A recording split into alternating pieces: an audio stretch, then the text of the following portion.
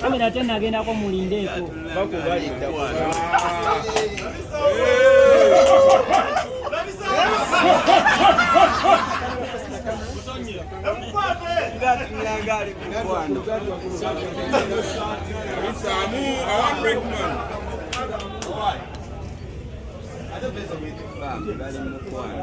Katonda wange. Oyo.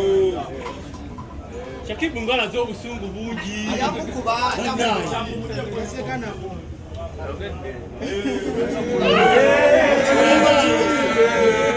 Shakibu ngala wewe emirimu. Nino giwangula olw'ensonga mpulidde ebigambo bingi nnyo ku TikTok komenti ziraba njagala bakulovinga wrong n'abantu abamu abava mu kampu yange yennyini baŋŋambye ebigambo lero ku makya nti Rickman yakuba ggululeri tweraliikirire bagamba temu abange. Alright, yes, oli ku Glosh TV nga bulijjo nateera njagala kubanga nkubuuzaako muganda wange gwe wenna atugoberera wano ku mukutu gwaffe gwa YouTube nti wasiibye otya ogamba otya kasubire oli bulungi. Nateera nkujjukiza nti nja kusaba muganda wange genda wansaawo osubscribinge olikinge ateera osharinge still osobola okomentinga okusinzira ku vidiyo eno nga woba okoze ki nga woba ojabe. Nateera nyongera okubanga nkujjukiza gwe wenna eyandyetaaza okubanga olanga naffe aba Glosh TV osobola okubanga otunoonyako kanamba kaffe ak'essimu 0750312083 oba 0750312083 ojja kubanga osobola okubanga otufuna tujja kubanga tukulangira bizinesi yo osobola okubanga naawe ogikuba abantu mu maaso. Era nnyo kuba nebirivingira mu makwezi ate buli lwensoma waliwo comments zensoma nga zimutika kati zinnyongera ekibuli mubuulire amazima kuba buli muntu aliyo ng'ayogera nnyo bawandiika zi comment bagenda beera disappointed kuba omusajja waabwe ngenda muku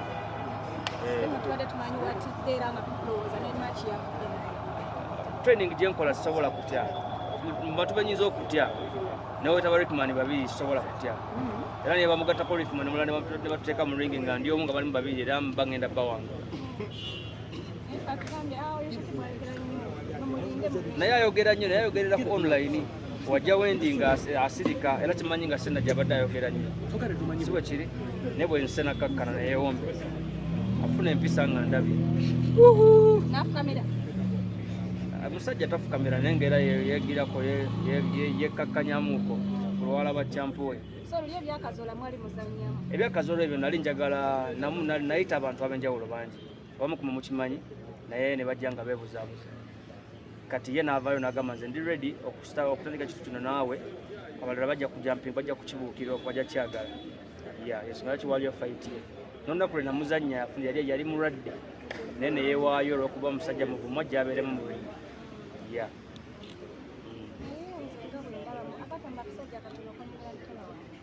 era bwe kiri era omusajja wamunyomera mitala wamugenda kitegeeza muno buli mutono aba agenda kusobola ate kisinziira ani abamunyomye. Shakibu kiki oyinza okutugamba ekigenda otuukawo mu ring? Kiyinza okubagamba ekigenda obeera mu ring eyo kisinza ku training gye nnina kooki wange ne inspirational wange ngenda mukuba knockout ngenda mukuba yeebake bamuggyemu engatto wayitewo essaawa nga nnamba atannaba kuddamu. Okay, tusubire madamu okujja okusapootinga yeri yajja n'akubeeramu era madamu alina okubeerawo. Kyanjawulo ki ekikyuse ku fight eno bwe watulina ebyenjawulo yesu betulaba ku fight eno egenda okubeerawo tulaba nga kyanjawulo kikyolaba kiwooyo kochi ono namutisse kuva South Africa. Exactly. Ekyamutikisizza nti ono Ugandan champion yazanyira Uganda ebikonde n'azanya n'agenda e Bulaaya n'agiwangulira emidaali paka we yadda mirimu gyegyereera gy'okunoonya ssente kati we nagasegaseemu nga ndaba mba kooki y'omu ku bajja okuntusa ku kyenjagala ne ngamba kangende South Africa musaba ajja neegatteko tutuukirize ekintu kye twagala okutuukiriza. Gwe bw'oba olaba byakoledde atuuke ku mutindo guli okulaba nti wangula fight eno nnyo nti newoogamba fight ebeerewo nkyangi wangula. biki by'osuubiza bafaani bo abali eyo Rickman osubira mu mukubira mu laundi ya kumeka kyesinga okukinyiza okugamba tiziri raundi 5 zirugenda ozannya ti raundi ez'ettaano tezigenda kuggwako basina bakuba Rickman tegenda kubeera mbu ate bawanika ono ye nja kuba kyebasenze nga bampanika ajagenda ozuuka ayagala okulwa n'aliwa nga byawedde dda ng'alina walala omulundi guno tumanye tugambe nti fight eno eri serious because last time twalabanga balina zihedige zemweteekako eryo tebigenda beeramu era ne ku fight yange ejjukira nze saayambala Kazola n'ayambala era ne kuno sigenda kwambala ne Rickman namugambye tayambala njagala bagikube ngimukube kuba itagenda kukoona ku mutwe gwange naye buli ngenda mukuba awulire nga gwakubidde ekidde mu mutwe ebigambo bagamba ayogere nnyo ebiseera ebisinga kakati awo tulinde lunaku luli omusajja babiri avaayo nga results zikyusa ate nga gwokubiddwa abafaanizi boogera ati awo tulinde lunaku luli nkima tekisobola beerawo tekigenda beerawo Rickman okumpanga tekisobola beerawo ekyo nkyogera kuba nekkiririzaamu Shakib tukumanya oli mwana wa ghetto omulamwa gwa fight eno specifically ki omulamwa gwa fight eno tuli mu kutumbula ebikonde bya Uganda olw'ensonga fight zino tekusibeerako nzekka na Rickman kubeerako abaana abalala ba professionals abatusinga n'ebikonde nti bwe tubeegattamu tufunayo abantu abakabi abali corporate abajja ne balaba ebikonde ebyo so kiba kitumbula ebikonde bya Uganda beeyongera abantu okumanya nti ebikonde bino si muzannyo gw'abayaaye nange nsobola okujja n'engunyumira eyandigenze mu ndongo nkuba endongo oba Saturday eno kangende mu bikonde mbeereko eyo so n'ekirala ebikonde bino nze nga nze Shakib situnulidde mu njagala kufuna bantu sente nga ezijja ovaamu nja zikwatako either hafu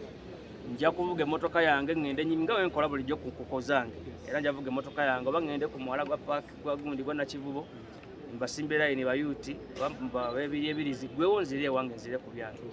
so tagiti yange si yambu njagala kifunamu nnyo tulindeyo match yo ne Diamond musajja oyo guno eno si firudiye ate n'ekirala nandigambye yandigijoyininze nti yeetaaga tukole ssente naye yagaggawala dda kati si oba asobola okufuna obudde obugamba mukangeneza nnyo omusajja ate n'ekirala yandikyagadde naye era nga ayinza okugamba omusajja ono ayinza okwagala okugoya ddala eze bagenda kukola ddala oyinza okubisaamu obwo obusungu era buli bwe ngenda mu ringi awo siba na muzannyo mba serious osobola oseka nawe essaawa tukasatuuka wali noyambala giraavu nenyambala bibeera bya ddala mba sikyakumanya ate webiggwa ntandikirawo okubuuza Shakib ebikonde ebigenda okuba naddala ku basajja booleeta abatagga awo wennyini mu bikonde wabaayo bayuuti abanyakula emiguwa gy'abaniga security eryetya ebintu ebyo biwaayidde ebikonde byange ebyasemba byali mu kifo kimu teri yaluuzinga ssimu nekiwawulidde kyabadde wa pasita Bugembe nti ne pasita Bugembe bamubyeko tiketi eno tekyaliyo teri yaluuzinga chaini teri gwe bakubaadde oluyi buli omu yavaawo ng'ali seefu ekisooka bayuuti abo boolaba beebeereramu engeri gitiri babeera bamanyi nnyo ebikonde bafuna discipline babeera disciplined tebakola mize gya kiyaaye bo bennyini beekolamu ttiimu ne bakuuma ne tugattako military tugattako poliisi ya city kati buli muntu avaawo ng'oli seefu poliisi etandikira ku gundi wansi ku kkuba erisookera ddala paka wotuka waggulu wajja oli seefu era ovaawo oli seefu awo wennyini okomezaawo Yusufu Babu mu bikonde era Babu oyo amawulire gamupeetingira ekifaananyi ekyamabegako awo naye nganze omuntu ainteractinzeeko naye musajja mulungi talina buzibu ate guno omuzannyo gwe so kyakabi nnyo okubeera ng'ali ku pate ku bantu bagenda ozannya ku gundi eyo ku fight eyo kubanga abawagizi be bannyo babadde bamwagala omulaba ng'ali mu ring kale kochi ekisembayo twakolabako mu kibuga ng'ogoba abantu baali bakoze ki ng'odduka amadaala mudduka mwegoba atudduka amadaala ye mu kibuga wakati awo wawulidde emboozi naye tewawulidde kale mu kibuga luddawo mu kibuga gundi ku lawundi kwe bazimba gundi olw'amadaala wawulidde bubi n'emboozi eyo yali bweki kale kochi tukwaniriza mu ggwanga Uganda ogamba otya bana ndi bulungi nnyo nsanyuse nnyo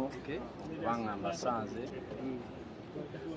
tubadde tusaba otulambululiremuko omukulu Shakibu omuteeseteese otya gwe nga kochi we Shakibu ye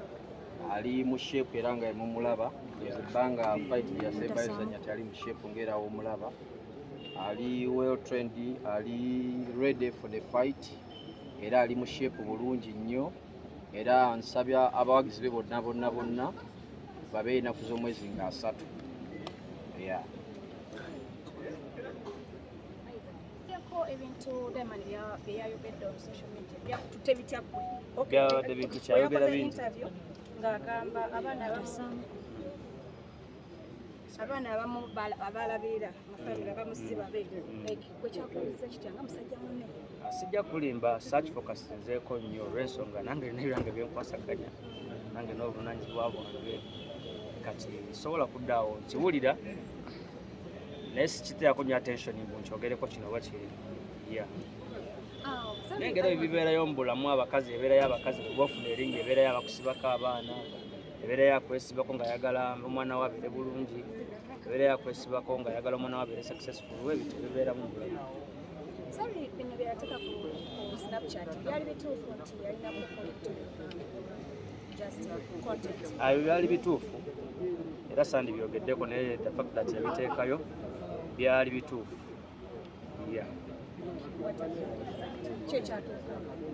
Era javayo yenga wali yenga siri muntu wakuddawo nyonyola ebyo once nali mbimanyi from webback naye savayo byogerako era ye yabyogerako walifuna mubuuza ajja byogerako mu. Already ndi naye era nkyayagala okubeera naye era inshallah nja beera obudde bukyaliyo ndi musajja azaala naye gwe nawabeera ku myaka 8 so nkyalina time ezaala nkyalina time ezaala naye nabaana myaka 5 bameka nkyasobola ozaala ekyomanya nti era nja kikulu. Shakib, omuntu yandiyagadde okumanya enkolagana yo ne Rickman eri etya mweronze kubanga muyinza kuba mulina obutakkaanya oba professional just ngenazanya muzanyo? Omuzanyo gunene kiba professional toba na butakkaanya na muntu wabula buli omuntu ne mu ring gye muzannyamu mubanga balina obutakkaanya kubanga otagenda kukuba kikonde luyi omusekere oba olina omuddiza naye engeri gye tweronzeemu nti nawangula fight yange naye nabaako fight gyawangula kati muba mulina okukwatagana kwagala butayagala okulaga mbu sikutya awangula oli nange jangu mpangula.